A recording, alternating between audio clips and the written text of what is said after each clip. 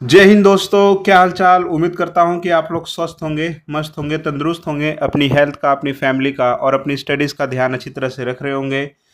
मैं आपका मेंटोर, आपका बड़ा भाई प्रिंस कुमार आप सबका तहे दिल से स्वागत करता हूं आपके अपने यूट्यूब चैनल जिसका नाम है CUT ब्लूम, और यहां पर आपकी तैयारी होती है सक्सेसफुल। तो दोस्तों, हम लोगों ने इससे पिछले वाले वीडियो में उपनिवेशवाद और देहात चैप्टर को NCERT से टू द पॉइंट कवर कर लिया है और हम लोगों ने सारे फैक्ट्स को अच्छी तरह से रिवाइज कर लिया है और मैंने आप लोगों को उन तमाम फैक्ट्स को पढ़ाया है जो 2023-2024 के अंदर आप लोगों से एग्ज़ाम के अंदर पूछे गए हैं। और भी हम लोगों ने बहुत सारे फैक्ट्स को रिवाइज किया है, मैंने अंडरलाइन किया है, आपको समझाया है। तो अब इस वीडियो के अंदर हम लोग बात करेंगे उपनिवेशवाद और देहात चैप्टर से मोस्ट इंपॉर्टेंट MCQs क्या बन सकते हैं आप लोगों के CUT एग्ज़ाम के अंदर, उस पर हम लोग बात करने वाले हैं। अगर आप लोग चैनल पर नए आए हो तो आप लोग मेरी चैनल को सब्सक्राइब कर दीजिए, वीडियो को लाइक कर दीजिए और इस वीडियो को एंड तक देखना बिल्कुल मत भूलिएगा।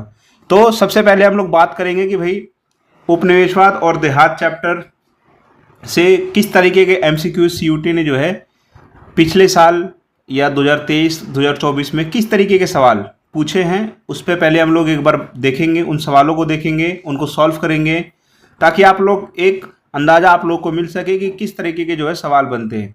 हालांकि ये सेम चीज़ हम लोगों ने जो है जब मैं आप लोग को NCERT पढ़ा रहा था तो उसके अंदर भी मैंने ये सारे सवालों को शामिल किया था, लेकिन ये जो वीडियो है ये बिल्कुल आपकी MCQs पे है। एक तरह से आप इसको मॉक टेस्ट समझिए। तो इनमें भी जो है इस वाली वीडियो में भी मैंने इन सवालों को शामिल किया है। तो देखिए दोस्तों, एक एक करके बात करते हैं। मेरी वीडियो ज़्यादा लंबी रहती नहीं है। मेरी वीडियो की खास बात ये है कि मैं कम समय में जो है आप लोग को ज़्यादा से ज़्यादा इम्पॉर्टेंट जो है चीज़ों कवर कराने की कोशिश करता हूं, क्योंकि मुझे आप लोग की जो समय है उसकी काफ़ी वैल्यू है। तो देखिए, सबसे पहला जो सवाल आप लोगों से पूछा गया था CUT 2024 में, पिछले साल जो आप लोगों से इस चैप्टर से सवाल पूछा था, ये बहुत बेसिक सवाल है और बहुत फेमस सवाल भी इसको हम लोग बोल सकते हैं। क्योंकि हम लोग को इस चैप्टर के अंदर संथालों के बारे में पढ़ना होता है। तो संथालों ने जब विद्रोह किया था ना 1855-56 में, तो उनके विद्रोह का एक नेता था जिसका नाम था बिरसा मुंडा। तो उस पर आप लोगों से सवाल पूछा जाता है। वर्तमान में बिरसा मुंडा जो है झारखंड के एक बहुत बड़े जनजाति वो माने जाते हैं, बहुत महान इंसान माने जाते हैं। ठीक है, तो सवाल ये आप लोगों से पूछा गया था कि भाई who was the leader of the Santhal revolt, यानी कि संथाल विद्रोह का नेता कौन था, किसके नेतृत्व में जो है संथाल जनजातीय समुदाय ने जो है विद्रोह किया था अंग्रेजों के खिलाफ। तो बहुत फेमस सवाल है ये सवाल, आप लोगों से जो है हो सकता है इस साल भी पूछा जा सके। तो इसका राइट आंसर क्या हो जाएगा दोस्तों? इसका राइट आंसर हो जाएगा बिरसा मुंडा। तो आप लोग ध्यान रखिएगा, संथाल के बहुत बड़े नेता थे ये। नेता तो मतलब क्या ही थे, मतलब बहुत एक तरह से बोले तो एक तरह से मसीहा थे संथालों के लिए। संथालों को जो है ये हमेशा मार्गदर्शन करते थे। ठीक है, तो आप लोग ध्यान रखिएगा कि भाई लीडर कौन थे संथालों के, तो बिरसा मुंडा थे। तो ये सवाल आप लोगों से पूछा गया है। अगला सवाल आप लोगों से जो इस चैप्टर से पूछा गया था CUT 2024 के अंदर, वो ये सवाल था कि रिपोर्ट के बारे में सवाल पूछा गया था। जब मैंने आप लोगों को NCERT पढ़ाया था तो उसमें हम लोगों ने जो है पंचम रिपोर्ट या फिर पांचवी रिपोर्ट के बारे में अच्छी तरह से पढ़ा था। तो देखिए सवाल क्या था, एक बार मैं आप लोग को सवाल बता देता हूँ। किस रिपोर्ट में जमींदारों और रैयतों की याचिकाओं को, जमींदार आप लोग जानते हो कि भाई सबसे बड़ा जो मजबूत अगर कोई उस समय था तो जमींदार मजबूत थे, क्योंकि एक एक जमींदार के अंडर जो थे 400 प्लस गांव आते थे और इन गांवों का टैक्स कलेक्ट करने की जिम्मेदारी जो है अंग्रेजों ने जमींदारों को दे रखी थी। तो दूसरे थे आपके रैयत। रैयत का मतलब होता है दोस्तों किसान, यानी जमींदारों और किसानों की याचिकाओं को ब्रिटिश संसद द्वारा विचार के लिए परिशिष्टों के रूप में प्रस्तुत किया गया था। तो इसका जो राइट आंसर है वो है पांचवी रिपोर्ट।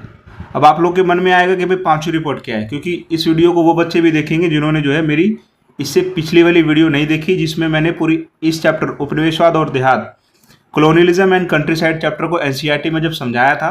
तो शायद कई बच्चे ऐसे भी आए इस चैनल पर जिन्होंने उस वीडियो को ना देखी हो, तो वो शायद इससे जो है रूबरू नहीं होंगे। तो देखिए 1813 के अंदर जो है ब्रिटिश संसद के अंदर एक रिपोर्ट प्रस्तुत की जाती है, इसको बोलते हैं पांचवी रिपोर्ट। पांचवी रिपोर्ट को प्रस्तुत करने का मकसद क्या था कि भाई ब्रिटिश जो है वो इंडिया के अंदर किस तरह से अपना शासन कर रहे हैं, उसका पूरा लेखा जोखा जो है वहाँ पर प्रस्तुत किया गया था। ठीक है, जिसके अंदर उस रिपोर्ट के अंदर जमींदारों और किसानों की जो स्थितियां थी भारत के अंदर उसका भी जिक्र किया गया था। तो इस रिपोर्ट में जमींदारों की, किसानों की जो हालत थी उसका भी जो जिक्र किया गया इस 5वीं रिपोर्ट के अंदर, ठीक है, जो ब्रिटिश संसद के अंदर पेश की गई थी। एक तरह से लेखा जोखा था कि भाई ब्रिटिश सरकार जो है या फिर उस समय जो ईस्ट इंडिया कंपनी थी वो ठीक तरीके से शासन कर रही है कि नहीं कर रही है, ठीक है। तो ये एक तरह से लेखा जोखा था। हालांकि इस समय तक जो है ना 1855-56 तक ईस्ट इंडिया कंपनी जा चुकी है यहाँ से, इस समय तक फुल्ली जो है आपका ब्रिटिश सरकार यहाँ पर रूल कर रही है। तो एक तरह से उनका लेखा जोखा जो है 5वीं रिपोर्ट की सहायता से ब्रिटिश संसद में प्रस्तुत किया गया था, जिसमें ज़्यादातर जो है जमींदारों और किसानों की बात की गई थी। तो ये सवाल आप लोगों से पूछा गया था। ये पूरा टॉपिक एनसीईआरटी के अंदर है। मैं आप लोग को एक बार फिर बताना चाहूँगा कि सीयूटी आप लोगों से कभी भी धोखा नहीं करेगा। सीयूटी ने जो सिलेबस बता रखा है वो उस सिलेबस के दायरे में ही आप लोगों से सवाल पूछेगा। तो सिलेबस क्या है? सिलेबस है आपका हिस्ट्री, 12th हिस्ट्री की एनसीईआरटी की बुक। वो तीनों बुक जो है अगर आप लोगों ने पढ़ ली है तो आप लोगों से उससे बाहर एक भी सवाल नहीं पूछा जाएगा। मैं चैलेंज देता हूँ यूट्यूब पर जितने भी टीचर्स हैं वो मेरे को एक ऐसा कोई सवाल दिखा दे जो एनसीईआरटी से बाहर सीयूटी ने पूछा हुआ है। ऐसा कोई सवाल वो पूछ नहीं सकते। तो आप लोग पहले एनसीईआरटी को पढ़िए। अगर आप लोगों ने एनसीईआरटी को अच्छी तरह से कवर कर लिया है तो आप लोग निश्चिंत हो जाइए। उसके बाद आप लोग मॉक टेस्ट खुल करके लगाइए, क्योंकि आप लोगों ने जो है बेस कंप्लीट कर लिया अपना। तो चलिए आगे बढ़ते हैं दोस्तों। अगला सवाल आप लोगों से सीयूटी 2024 में क्या पूछा गया था, ये काफ़ी इंटरेस्टिंग सवाल है। ये आप लोगों से ये वाला सवाल पूछा गया था। चलिए देखिए सवाल क्या बोल रहा है, निम्नलिखित में से कौन से कथन सही हैं। आप लोगों को ये जो है 5 स्टेटमेंट दे रखी है और बताया है कि इसमें से पूछा है कि इसमें से कौन सी स्टेटमेंट ठीक है। ठीक है दोस्तों, तो पहले हम लोगों को गलत स्टेटमेंट ढूंढनी है। इस तरीके के सवाल आप लोग को मिले तो पहले गलत स्टेटमेंट ढूंढ करके विकल्पों को काटना शुरू कर दीजिए। ठीक है, तो देखिए साहूकारों को दीकू कहा जाता था। अब दीकू समझिए, संथाल लोग जो थे वो प्रत्येक बाहरी बाशिंदे को किस शब्द से बुलाते थे? दीकू। क्या बोलते थे? दीकू। ठीक है ना, दीकू बोलते थे दोस्तों। जिस तरह से हम लोग किसी को विदेशी कब बोलते हैं? जब वो हमारी तरह ना दिखे या हमारी तरह उसकी भाषा ना हो या हमारी तरह उसके विचार ना हो तो हमको उसको क्या बोलते हैं? विदेशी बोलते हैं, है ना दोस्तों। या फिर प्रत्येक जो गोरा हमको लगता है ना, जिसकी शक्ल काफ़ी गोरी वाइट होती है तो उसको हम क्या बोलते हैं? अंग्रेज बोलते हैं दोस्तों। जैसे भारत के अंदर भी स्लैंग है कि अगर कोई काफ़ी वाइट उसका फेस है, ठीक है, दिखने में काफ़ी वाइट है, तो उसको हम क्या बोलते हैं? अंग्रेज बोलते हैं। वो बेशक कहीं का भी हो सकता है, वो चाहे रशिया का हो सकता है, वो चाहे अमेरिका का हो सकता है, लेकिन उसके बावजूद भी हम लोग उसको क्या बोलते हैं? अंग्रेज बोलते हैं। तो इसी तरह से जो है संथालों ने एक शब्द का यूज़ करते थे वो लोग, दीकू शब्द जो है वो प्रत्येक उस व्यक्ति के लिए यूज़ करते थे जिसने उसका शोषण बहुत ज़्यादा किया है। वो अंग्रेजों को भी दीकू कह के बुलाते थे, साहूकारों को भी दीकू कह के बुलाते थे। तो दीकू शब्द, तो यहाँ पर देखिए साहूकारों को दीकू कहा जाता था, तो भाई बिल्कुल सही स्टेटमेंट है। लेकिन हम लोग को गलत स्टेटमेंट ढूंढनी है, तो पहले हम सारी स्टेटमेंट पढ़ लेते हैं अच्छी तरह से। तो पहला ए तो जो है बिल्कुल सही है दोस्तों। ए क्या है? सही है। उसके बाद में देखिए ए सही है। उसके बाद में नेक्स्ट स्टेटमेंट देखिए, जमींदारों ने संथालों को भूमि सुधारने के लिए रखा था। जमींदारों ने जो है संथालों को भूमि सुधारने के लिए रखा था, तो भाई सही बात है, क्योंकि संथाल किसका प्रयोग करते थे? संथाल जो थे आप लोगों का किसका प्रयोग करते थे दोस्तों? संथाल आप लोग का प्रयोग करते थे हलों का। किसका? हल का। वो लोग जो है खेती अच्छी करते थे। आई बात समझ में? तो एक तरह से हाँ भाई उनको जो है खेत सुधारने के लिए रखा था। अगला क्या है? तो ए और बी दोनों सही है। ए और बी दोनों सही है। अगला स्टेटमेंट देखिए, संथाल व्यापारी थे। तो ये स्टेटमेंट गलत है दोस्तों, क्योंकि संथाल व्यापारी नहीं, संथाल कृषक थे। वो जंगलों को साफ करके जो है खेती करने में बहुत माहिर थे। तो हम लोग को गलत स्टेटमेंट मिल गई है। तो जहाँ आपको विकल्प में सी दिखे ना उसको आप काट दीजिए, क्योंकि यहाँ पर पूछा है कौन सा सही है। तो सी जहाँ पर होगा यानी सी तो गलत है, तो गलत तो किसी विकल्प के अंदर होगा नहीं। तो जहाँ जहाँ सी दिखे उसको आप काट दीजिए। ये भी गलत है, ये भी गलत है, ये भी गलत है। कितनी आसानी से हम लोगों ने जो है राइट आंसर ढूंढ लिया है। तो आपका ऑप्शन नंबर सी जो है वो राइट आंसर है। ठीक है, उसके बाद में नेक्स्ट देखिए, संथालों की भूमि को दामिने को के रूप में चिन्हित किया था। ठीक है, अंग्रेजों ने जो है संथालों को बसने के लिए एक जमीन का टुकड़ा दिया था, तो इसको वो लोग क्या बोलते थे? दामिने को। ये बहुत इंपॉर्टेंट पॉइंट है, दामिने को बोलते थे दोस्तों। ठीक है, अगला, संथालों ने दीकू साहूकारों से भारी राजस्व वसूला। ये गलत है दोस्तों, ये उल्टा हो गया है। संथाल क्यों राजस्व वसूलेंगे? बल्कि साहूकार जो थे वो राजस्व वसूलते थे। ठीक है, तो इसका राइट आंसर क्या हो जाएगा? A B D. तो इस तरीके से आप लोग को सवालों को डील करना है। बिल्कुल ईजी है, बस आप लोग को ठीक तरीके से अगर आप लोग अटेम्प्ट करोगे तो आप लोग का सही हो जाएगा। तो ये सवाल आप लोगों से पूछा था। अब बढ़ते हैं इस वाले सवाल पे। एक और सवाल आपसे सीयूटी 2024 के अंदर पूछा गया था। इसमें सूची 1 दे रखी है और सूची 2 दे रखी है, आप लोग को जो है मिलान करना है। तो ध्यान से देखिए, 1793 के अंदर जो है उस समय स्थायी बंदोबस्त लाया गया था। ठीक है, क्या लेके आया गया था? स्थायी बंदोबस्त लाया गया था कि भाई जो राजस्व इकट्ठा करने की वो थी उसको स्थायी कर दिया गया था कि भाई हमको जो है 6 महीने में, 1 साल में इतना टैक्स चाहिए, तो स्थायी कर दिया गया था सब कुछ। तो सी का क्या हो जाएगा? सेकंड हो जाएगा। सी का विकल्प हो जाएगा सेकंड। सी का विकल्प हो जाएगा सेकंड। तो जहां जहां पर सी का सेकंड नहीं है उसको काट दीजिए। देखिए यहाँ पर सी का थर्ड है तो इसको काट दीजिए, यहाँ पर सी का फर्स्ट है तो इसको काट दीजिए। ठीक है, और उसके बाद में इसमें भी सी का जो है फोर्थ है, इसको भी काट दीजिए। तो यहीं से हम लोग को जो है राइट आंसर मिल गया। एक ऑप्शन भी अगर आप लोग को पता रहेगा ठीक से तो आप आंसर के पास पहुंच सकते हो। तो इसका राइट आंसर क्या हो जाएगा? Option number C. ठीक है, ए का फोर्थ यानी महल का संबंध किससे? जमींदारों से, स्टेट से। 1793 का संबंध किससे? स्थायी बंदोबस्त से। ठीक है, उसके बाद में तालुक का संबंध किससे? प्रादेशिक इकाई से। पहाड़िया और संथाल ये लोग कहाँ बसे थे? राजमहल पहाड़ियाँ, तो इसका संबंध इससे हो जाएगा। तो इस तरीके से आप लोग जो है सही सवाल तक पहुंच सकते हो। तो ये सवाल थे दोस्तों। आगे बढ़ते हैं, और बहुत सारे सवाल पूछे गए, इसलिए चैप्टर बहुत इंपॉर्टेंट हो जाता है। तो आप लोगों से जो है मैं रिक्वेस्ट करता हूँ कि आप लोग जो है मेरी वीडियो को जाके देखिए, जिसके अंदर मैंने इस चैप्टर को पढ़ाया अच्छी तरह से। अगला सवाल आप लोगों से जो 2024 के अंदर पूछा गया था वो था कि भाई the sunset law associated with, एक होता था सूर्यास्त विधि। सूर्य के अस्त होने से पहले अगर जमींदारों ने अपना सारा कर्जा चुका दिया या सारा टैक्स सबमिट करा दिया तो उनकी जमींदारी बरकरार रहती थी। अगर वो सूर्यास्त होने से पहले ही सब नहीं करा पाते हैं, ठीक है, तो उनकी जमींदारी छीन ली जाती थी। तो ये सवाल 2024 के अंदर पूछा गया था। ठीक है, ये मैंने आप लोग को एनसीईआरटी के अंदर पढ़ाया है। तो किस चीज़ से जुड़ा हुआ था? जमींदारी सिस्टम से जुड़ा हुआ था। तो इसका राइट आंसर यही है दोस्तों। बहुत बेसिक सा सवाल पूछा था। तो ये इस तरह के सीयूटी सवाल पूछता है। बस बच्चे को क्या करना है कि उसको प्रीवियस ईयर के सवाल पता होने चाहिए, एनसीईआरटी अच्छी तरह से पढ़ी होनी चाहिए, बाकी वो अच्छी तरह से कर लेगा। अगला सवाल आप लोगों से, अब देखिए यहाँ पर सीयूटी 2023 से सवाल शुरू हो जाएंगे।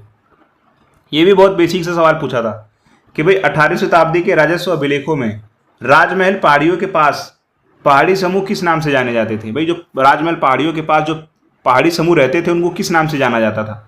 तो उनको बोलते थे पहाड़ी लोग। क्या बोलते थे दोस्तों? पहाड़ी लोग। शुरू में सबसे पहले राजमहल की पहाड़ियों पे आकर के पहाड़ी लोग ही बसे थे। बाद में इन्होंने अंग्रेजों की बात नहीं मानी, अवहेलना करने लग गए, जंगलों को काटने से इनकार कर दिया।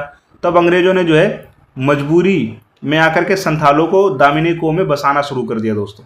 ठीक है, तो आप लोग को ये पता होना चाहिए। अगला सवाल आप लोगों से सीयूटी 2023 में क्या पूछा गया था कि भाई बंगाल में राजासत, जिसका शाब्दिक अर्थ शासक है, अधिकतर किसके लिए उपयोग किया जाता था? तो भाई बंगाल में सबसे पावरफुल कौन था? तो बंगाल में सबसे पावरफुल क्या अमीर किसान था? भाई बिल्कुल गलत। गांव का मुखिया था? बिल्कुल गलत। सैन्य अधिकारी था? बिल्कुल गलत। कौन था सबसे ज्यादा शक्तिशाली? तो जमींदार था दोस्तों, जिसके अंडर 400 से ज्यादा गांव आते थे, जिसको एक जिम्मेदारी दे रखी थी कि भाई आपको टैक्स जो है किसानों से इकट्ठा करके अंग्रेजों को देना है। तो सबसे पावरफुल कौन था? जमींदार था दोस्तों। तो ये बहुत बेसिक सा सवाल पूछा था सीयूटी ने। जिस बच्चे ने दिमाग लगाया होगा वो आसानी से सवाल को सॉल्व करके लेके चला गया हो। अगला सवाल आप लोगों से पूछा था 2023 के अंदर। देखिए 2024 और 2023 दोनों साल इस चैप्टर से कम 4 से ज़्यादा सवाल पूछे गए हैं। तो आप लोग अंदाज़ा लगाइए कि 20 प्लस नंबर से यहाँ से आप लोगों का टॉप कंटेंट है। तो आप लोग इस चैप्टर को पढ़िए अच्छी तरह से, और मैंने पढ़ाया भी है। अगला सवाल 2023 में क्या पूछा गया था कि भाई बम्बई दक्कन में पहला राजस्व बंदोबस्त कब लागू हुआ था? ये सवाल मैंने आप लोग को एनसीईआरटी में ये फैक्ट बताया था, कहाँ से सवाल बनाया गया है। वो पूरी लाइन आपको मैंने अच्छी तरह से पढ़ाई थी। मैंने एविडेंस के साथ आपको दिखाया था कि देखिए इस एक लाइन को पूरा डिट्टो उठा करके जो है सवाल बनाया गया है। ठीक है, एनसीईआरटी में। तो 1820 के अंदर जो है पहला बंदोबस्त लाया गया था। आगे बढ़ते हैं। सूची 1 को सूची 2 से मिलाना है दोस्तों। ये बहुत बेसिक है, बहुत इंपॉर्टेंट होने वाला है। आप लोग को बस जानकारियाँ होनी चाहिए और उनका डेट्स आप लोग को मैच करना है। तो सबसे पहले देखिए बंगाल में स्थायी बंदोबस्त कब लाया गया था? तो ऊपर हम लोगों ने बात किया था 1793 के अंदर। कब लाया गया था? 1793। यानी कि डी का क्या हो जाएगा राइट आंसर? थर्ड हो जाएगा। डी का राइट आंसर क्या हो जाएगा दोस्तों? थर्ड हो जाएगा। उसके बाद में अमेरिका के अंदर सिविल वॉर कब होता है? नागरिक गृह युद्ध कब होता है? तो 1861 के अंदर होता है। यानी सी का क्या हो जाएगा? सेकंड हो जाएगा। उसके बाद में देखिए, उसके बाद में दोस्तों दक्कन दंगा, भाई पूना के अंदर एक बहुत बड़ा आंदोलन हो जाता है, एक दंगा हो जाता है जिसको बोलते हैं दक्कन दंगा। कब होता है दोस्तों? 1875 के अंदर होता है, यानी कि बी का क्या हो जाएगा? फोर्थ हो जाएगा। और बचा अब ए, संथालों का उदय कब होता है? 1855-56 के अंदर। तो इस तरीके से आप लोग को मैच करना है। बहुत ईजी सवाल है, ठीक है दोस्तों, बहुत ही ईजी सवाल है। इसका आंसर आप लोग को पता हो गया, आप लोग ऑप्शन में देख लेना। तो ये सवाल आप लोगों से जो है CUT 2024-2023 में इस चैप्टर से पूछे गए थे। बिल्कुल भी टफ सवाल नहीं थे, बहुत ईजी थे। आगे बढ़ते हैं। अब मैंने कौन से MCQs आप लोग के लिए प्रिपेयर किए हैं इस चैप्टर प्रैक्टिस के लिए, तो देखिए सबसे पहला आप लोग के सामने जो क्वेश्चन है कि स्थायी बंदोबस्त प्रणाली किस वर्ष लागू की गई थी। आप लोगों को पता ही चल चुका होगा ऊपर, क्योंकि वो सवाल के अंदर ही था। तो स्थायी बंदोबस्त जो प्रणाली थी ये कब लागू की गई थी? तो 1793 के अंदर, याद रखिएगा 1793 के अंदर स्थायी बंदोबस्त, परमानेंट सेटलमेंट लाया गया था। ये हो सकता है आप लोगों से ये सवाल दोबारा बने या किसी और तरीके से आप लोगों से ये फैक्ट पूछ लिया जाएगा। तो याद रखिएगा स्थायी बंदोबस्त 1793 के अंदर लाया गया था। ठीक है दोस्तों, आगे बढ़ते हैं। उसके बाद में आप लोगों से अब हो सकता है कि ये सवाल पूछ लिया जाए कि भाई स्थायी बंदोबस्त प्रणाली किसने लागू की थी? कौन लेके आया था भाई स्थायी बंदोबस्त प्रणाली? Who introduce the permanent settlement system? ये इंपॉर्टेंट सवाल है। तो कौन लेके आया था दोस्तों? तो ये आपके लेके आए थे लॉर्ड कॉर्नवालिस। लॉर्ड कॉर्नवालिस कौन था दोस्तों? एक वाइसराय थे। क्या थे दोस्तों? वाइसराय। ठीक है, वाइसराय जो ये व्यवस्था लेके आए थे।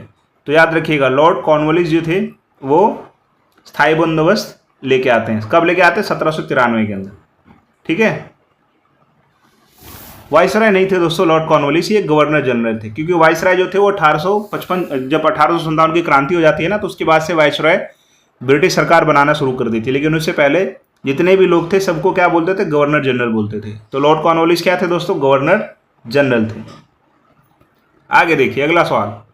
नेक्स्ट क्वेश्चन आप लोगों से क्या पूछा है कि स्थायी बंदोबस्त व्यवस्था से सबसे अधिक लाभ किसे हुआ था? सबसे ज्यादा किसको प्रॉफिट हुआ था दोस्तों स्थायी बंदोबस्त से? किसी होगा, आप लोग दिमाग लगाइए। किसको जिम्मेदारी दे रखी थी टैक्स कलेक्ट करने की? तो वही तो हेर फेर करेगा ना, बिचौलिया हमेशा हेर फेर करता है। तो बिचौलिया था जमींदार। तो जमींदार ने जो है 100 रुपये इकट्ठा किया होगा और अंग्रेजों को ले जाकर के केवल 60 रुपये दिया होगा और बाकी 40 रुपये उसने जो है अपने जेब में रख लिया होगा। तो इसका राइट आंसर क्या हो जाएगा? इसका राइट आंसर हो जाएगा जमींदार। जमींदारों को सबसे ज़्यादा प्रॉफिट हुआ था क्योंकि टैक्स वही कलेक्ट करते थे।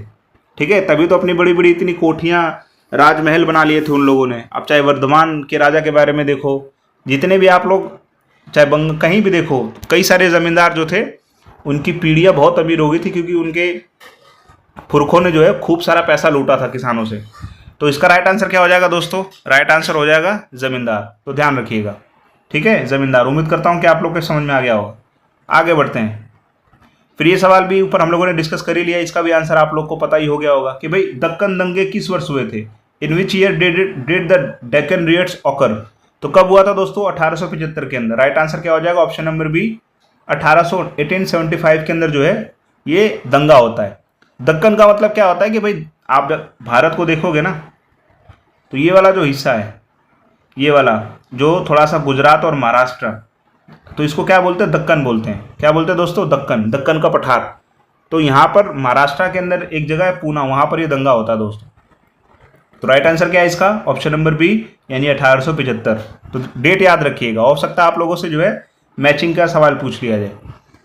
आगे बढ़ते हैं दोस्तों। नेक्स्ट क्वेश्चन, रैयत शब्द किसे कहा जाता है? यानी कि रैयत का मतलब क्या होता है दोस्तों? तो ऊपर हमने आप लोग को बता ही दिया, रैयत का मतलब होता है किसान। क्या होता है दोस्तों? कृषक। रैयत का मतलब क्या होता है? कृषक। तो ऑप्शन नंबर सी। ठीक है, तो ये भी शब्द भी आप लोगों से घुमा फिरा करके जो है CUT पूछ लेगा। तो रैयत का मतलब होता है कृषक। असामी भी कृषक को ही बोला जाता है, असामी का मतलब भी किसान ही होता है। अगला सवाल देखिए, बहुत इंपॉर्टेंट है कि जमींदारों के दिवालिया होने का मुख्य कारण क्या था? कि भाई क्या रीजन था कि भाई जमींदार जो थे बैंकरप्ट हो गए थे। तो किस लिए बैंकरप्ट हो गए थे दोस्तों? क्योंकि इस समय पे जो है वो टैक्स नहीं जमा करा पा रहे थे और उन पे क्या लग जा रहा था? सूर्यास्त विधि लग जा रहा था। सूर्यास्त विधि लग जा रहा था, इसकी वजह से जो है वो बैंकरप्ट हो जा रहे थे, समय पे नहीं टैक्स जमा करा पाते थे, इसलिए उनकी जमींदारी जो है छीन ली जाती थी। तो आप लोग को पता होना चाहिए। आगे बात करते हैं नेक्स्ट क्वेश्चन। अगला सवाल देखिए, पहाड़िया, कलर चेंज कर लेता हूँ एक बार। पहाड़िया जनजाति मुख्य रूप से किस क्षेत्र में निवास करती थी? हल का उपयोग किस जनजाति ने मुख्य रूप से अपनाया था? तो भाई पहाड़िया लोग कहाँ रहते थे? पहाड़िया लोग कहाँ रहते थे दोस्तों? पहाड़िया, 2 मिनट, सवाल थोड़ा गलत हो गया क्या ये? पहाड़िया जनजाति मुख्य रूप से किस क्षेत्र में निवास करती थी? तो इसी में लगता है 2 सवाल गलती से आ गया है। 1 मिनट, ऊपर वाले सवाल को जो है आप लोग थोड़ी देर के लिए भूल जाइए, ये थोड़ा पीडीएफ। अभी आप लोग को सवाल क्या देखना है कि हल का उपयोग किस जनजाति ने मुख्य रूप से अपनाया था। कौन सी जनजाति जो है हल का प्रयोग करती थी। अभी सवाल केवल ये है, हल का प्रयोग कौन सी जनजाति करती थी। तो भाई हल का प्रयोग जो है संथाल बहुत अच्छी तरह से करते थे। संथाल कौन करता था? संथाल, क्योंकि ये लोग कृषि करते थे और अंग्रेजों ने इनको क्या बोला था? आदर्श बासिंदे, यानी कि भाई बहुत सिविलाइज हैं ये लोग, चुपचाप हमारी बात सुन लेते हैं, खेती कर देते हैं, पेड़ काट देते हैं, इसलिए अंग्रेजों के हिसाब से ये लोग आदर्श बासिंदे थे। कौन? संथाल। बाद में यही जो है 1855-56 के अंदर क्रांति कर देते हैं, तभी जो है ये लोग असभ्य बन जाते हैं अंग्रेजों के हिसाब से। ठीक है, तो इसका राइट आंसर क्या हो जाएगा? संथाल। ठीक है, अगला सवाल देखिए। अब ये सवाल है कि भाई the Pahariya tribe mainly lived in which region, यानी जो पहाड़िया लोग थे वो लोग कहाँ रहते थे। तो हम सबको पता है भाई पहाड़िया लोग कहाँ रहते थे? झारखंड की पहाड़ियों में, जिसको राजमहल की पहाड़ियाँ बोला जाता है। झारखंड के अंदर पड़ता है दोस्तों, ठीक है ना, झारखंड के अंदर पड़ता है ये, तो याद रखिएगा। अब आप लोग के मन में सवाल आएगा कि संथाल अगर जो है हल का प्रयोग करते थे तो पहाड़िया लोग भी तो किसी औजार का उपयोग करते होंगे, तो ये लोग कुदाल का प्रयोग करते थे। किसका प्रयोग करते थे दोस्तों? कुदाल का। तो ध्यान रखिएगा, आप लोगों से ये सवाल भी पूछ लेगा कि भाई हल का प्रयोग कौन करता था और कुदाल का प्रयोग कौन करता था। ठीक है, आगे बढ़ते हैं, नेक्स्ट क्वेश्चन देखते हैं दोस्तों। अगला सवाल, पहाड़िया जनजाति की आजीविका का मुख्य स्रोत क्या था? कैसे वो लोग अपना जीवन को गुजर बसर करते थे, किस तरह से निर्वाह करते थे? तो वो लोग क्या करते थे दोस्तों? वो लोग करते थे शिफ्टिंग कल्टीवेशन, झूम खेती करते थे। झूम खेती क्या होती है? कुछ समय एक स्थान पर रहे, फिर अगले कुछ समय के बाद जो है दूसरे स्थान पर चले जाना, वहाँ पर खेती करना। एक जगह पर परमानेंट नहीं रहते थे ये लोग, जो है एक स्थान से दूसरे स्थान पर भटक करके खेती करते थे, तो उसको क्या बोलते हैं? Shifting cultivation. आज भी भारत के नॉर्थ ईस्ट स्टेट्स के अंदर ये शिफ्टिंग कल्टीवेशन होती है दोस्तों। ठीक है, तो पता होना चाहिए कि भाई पहाड़िया जनजाति जो है किस प्रकार की खेती करती थी। तो झूम खेती करती थी। एक बच्चे से किसी टीचर ने पूछा कि भाई झूम खेती क्या होती है, तो उस बच्चे ने अंदाजा लगाया कि जो झूम झूम कर खेती करते हैं उसको झूम खेती बोलते हैं। तो ऐसा नहीं है, झूम खेती का मतलब होता है कि आप जो है परमानेंट जो है अपना सेटलमेंट ना बनाएं और स्थान बदल बदल करके जो है अपने जीवन का निर्वाह करें। अगला सवाल आप लोगों से क्या पूछा है कि संथाल जनजाति ने किस वर्ष विद्रोह किया था। तो ये सवाल भी बहुत इंपॉर्टेंट हो जाता है, मैचिंग में आ जाएगा आप लोगों का। संथाल विद्रोह जिस तरह से ऊपर 2024 में सवाल पूछा गया था, तो संथाल विद्रोह कब हुआ था दोस्तों? संथाल विद्रोह हुआ था आपका 1855 के अंदर, 1855। ठीक है, 1855 में जो है संथाल विद्रोह करते हैं और उसके 2 साल बाद में जो है जो अंग्रेजी सेना के अंदर भारतीय लोग थे वो भी क्या कर देते हैं? 1857 में विद्रोह कर देते हैं दोस्तों। तो एक तरह से आप लोग समझिए, भारत में सबसे पहले किसने विद्रोह किया था? संथालों ने विद्रोह किया था।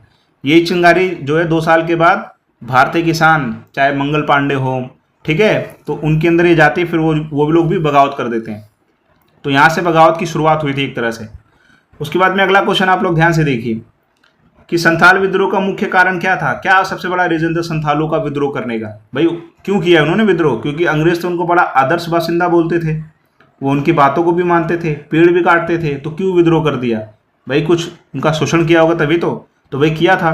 साहूकार और जमींदार जो थे उनसे बहुत ज़्यादा टैक्स वसूलते थे, ठीक है दोस्तों, और उनका शोषण करते थे, इसलिए उन्होंने क्या कर दिया? विद्रोह कर दिया। यहां से जो है जमींदार, देखो पूरा समझने की कोशिश करो, अंग्रेज किस पे दबाव बनाते थे? अंग्रेज साहूकारों पे और जमींदारों पे दबाव बनाते थे। फिर जमींदार जो किस पे दबाव बनाएगा? वो बनाता था संथालों के ऊपर। तो इनडायरेक्ट रूप से देखा जाए तो इसमें गलती अंग्रेजों की भी और जमींदारों की भी है। अंग्रेज वहां से मांगता था 100 रुपये टैक्स के रूप में, फिर जमींदार आकर के मांगते थे 120 रुपये, 20 रुपये अपना कमीशन, और सारा बोझ किसके ऊपर पड़ता था? संथालों के ऊपर। तो इसमें सब गुनहगार थे दोस्तों, इसलिए उन्होंने क्या कर दिया? विद्रोह कर दिया। ठीक है, आगे बढ़ते हैं दोस्तों।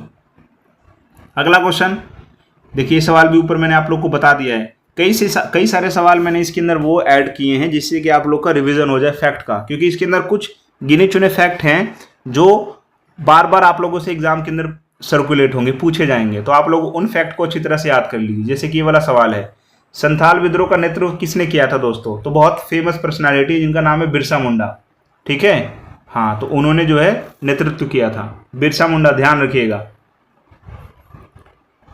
बिरसा मुंडा, ठीक है दोस्तों, तो याद रखिएगा बिरसा मुंडा। आगे बढ़ते हैं, अगला सवाल देखिए, दामिने को किस जनजाति के लिए आरक्षित किया गया था? भाई दामिने को जो है जमीन का टुकड़ा था, किसके लिए आरक्षित किया गया था कि भाई वो लोग यहाँ पर बस सकें, अपना जीवन स्थापित कर सकें और हमारे लिए खेती कर सकें। तो किसके लिए था भाई? संथालों के लिए था। संथालों के लिए अंग्रेजों ने जो है दामिने को जमीन बनाई थी, तो ध्यान रखिएगा, संथालों के लिए। आगे बढ़ते हैं। एक फ्रांसिस बुकानन कौन था दोस्तों? ये सवाल आप लोगों से बन सकता है एग्जाम के अंदर। फ्रांसिस बुकानन कौन था दोस्तों? तो फ्रांसिस बुकानन जो था एक स्कॉटिश यानी स्कॉटलैंड से चिकित्सक था और यात्रा ट्रैवलर राइटर था। जहाँ जहाँ यात्रा करता था तो अपनी बुक्स के अंदर लिखता था। मेनली ऐसा बताया जाता है, लेकिन जब आप एनसीईआरटी की बुक पढ़ोगे ना तो आप लोग समझ पाओगे कि फ्रांसिस बुकानन एक तरह से जो था, अंग्रेजों ने इसको भारत लेके आए थे और ये मैप वगैरह बहुत अच्छा बनाता था, मैप वगैरह। और इसको एक तरह से इसलिए लेके आया गया था कि इसको बोलते थे कि तू जा यात्रा कर, जंगलों में जा और वहाँ पर जाकर देख कि किस किस प्रकार के संसाधन है जिसको हम लोग हड़प सकते हैं या जिसका हम लोग यूज़ कर सकते हैं। तो ये जंगलों की खोज करता था और वहाँ पर देखता था कि भाई किस किस प्रकार के जो है खनिज वगैरह उपलब्ध है जिसका उपयोग जो है अंग्रेज कर सकते हैं। तो इसको इसलिए लगाया गया था। ठीक है, आगे देखते हैं अगला सवाल। फ्रांसिस बुकानन को किसने भारत भेजा था? भाई किसने इसको भारत भेजा था दोस्तों? तो इसको भेजा था किसने दोस्तों? गवर्नर जनरल लॉर्ड वेलेस्ली ने इसको भारत भेजा था, अपने फायदे के लिए भेजा था। ठीक है, हाँ। अगला सवाल देखिए, बुकानन ने भारत में मुख्यतः किस प्रकार की जानकारी एकत्रित की थी दोस्तों? तो भाई एग्रीकल्चर और ज्योग्राफिकल एंड सोशल डाटा, है ना। तो मैंने आप लोगों को बताया ना कि इसका काम क्या था। इसका काम था कि भाई जाओ, यात्रा करो और जहाँ हम नहीं पहुँच सकते वहाँ पर पहुँच करके जो जो हमारे फ़ायदे लायक चीज़ें हैं उसका पता लगाओ। ठीक है, चाहे खेती करने लायक ज़मीन हो, चाहे भूगोल हो, तमाम चीज़ें हमारे फ़ायदे के लिए, और उसकी जानकारी इकट्ठा करो हमारे लिए। अगला सवाल आप लोग देखिए, जो आप लोगों से पूछा गया है कि भाई पहाड़िया जनजाति किस प्रकार के औजार का उपयोग खेती में करती थी। तो देखिए सवाल मैंने दोबारा इसको शामिल किया ताकि आप लोग इस इन्फॉर्मेशन को अच्छी तरह से याद कर सको। तो भाई पहाड़िया लोग किस प्रकार की जो है औजारों का उपयोग करते थे? तो वो लोग क्या करते थे दोस्तों? वो लोग कुदाल का उपयोग करते थे। ठीक है, उसके बाद में अगला सवाल, हल का उपयोग किस जनजाति ने मुख्य रूप से अपनाया था? तो संथालों ने। पहाड़िया कुदाल और संथाल जो थे हल का उपयोग करते थे। तो ये आप लोग के सवाल थे दोस्तों, और ये बहुत ही इंपॉर्टेंट सवाल हैं। ठीक है, आप लोग इसको बिल्कुल भी हल्के में मत लीजिए, ये आप लोग के एग्जाम के लिहाज से बहुत इंपॉर्टेंट है। आप लोग ध्यान देखिएगा कि इन्हीं में से कई सारे फैक्ट्स पे आप लोगों से सवाल सीयूटी पूछने वाला है। तो आप लोग अच्छी तरह से इस वीडियो को देखिए, अपने दोस्तों को जो है फॉरवर्ड कीजिए ताकि वो भी बेनिफिट उठा सकें दोस्तों। और आप लोग मेरे चैनल को सब्सक्राइब कर दीजिए, वीडियो को लाइक कर दीजिए। और आप लोग का अगर कोई क्वेरी वगैरह है, कोई इन्फॉर्मेशन अगर आप लोग चाहते तो आप लोग कमेंट बॉक्स में जो है आप अपनी बात रखिए। मिलते हैं नेक्स्ट वीडियो में। अब हमारा सिलेबस भी ख़त्म होने वाला है, उसके बाद में जो है हम लोग एक मॉक टेस्ट करेंगे और जिसके अंदर हम लोग प्रीवियस ईयर पेपर भी सॉल्व करेंगे 2022, 2023 और 2024, जिससे हमारी प्रिपरेशन और स्ट्रॉन्ग हो सके। तो आप लोग पढ़ते रहिए, ध्यान रखते रहिए, और मैं आपको जो भी बात बताता हूँ उसको अपनी जो है अच्छी तरह से फॉलो कीजिए। तो मिलते हैं नेक्स्ट वीडियो में। जय हिंद दोस्तों।